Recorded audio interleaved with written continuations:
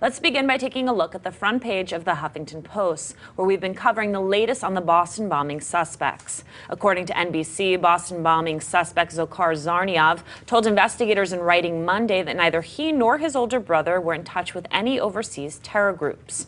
Two U.S. officials say preliminary evidence from an interrogation suggests the suspects were motivated by their religious views, but were apparently not tied to any Islamic terrorist groups. This is really interesting information, and I am curious how it complicates the narrative around this and also the legal case around it. In some ways, it makes it more interesting, right? Because now suddenly we can't just look to Al Qaeda or these individual stateless terrorist groups as a source of all of our problems.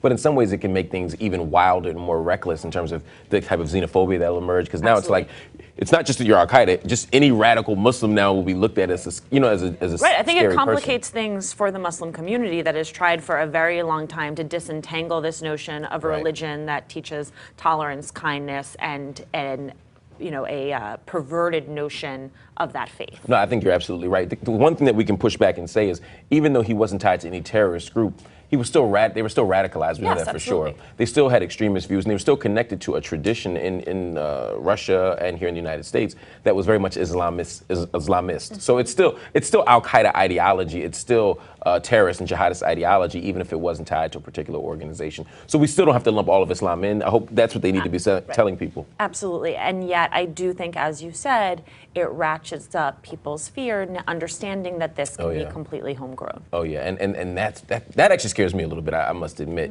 because I'm wondering what's going on in the United States right now where people can be here domestically, be full citizens, and still become part of this kind of radical movement.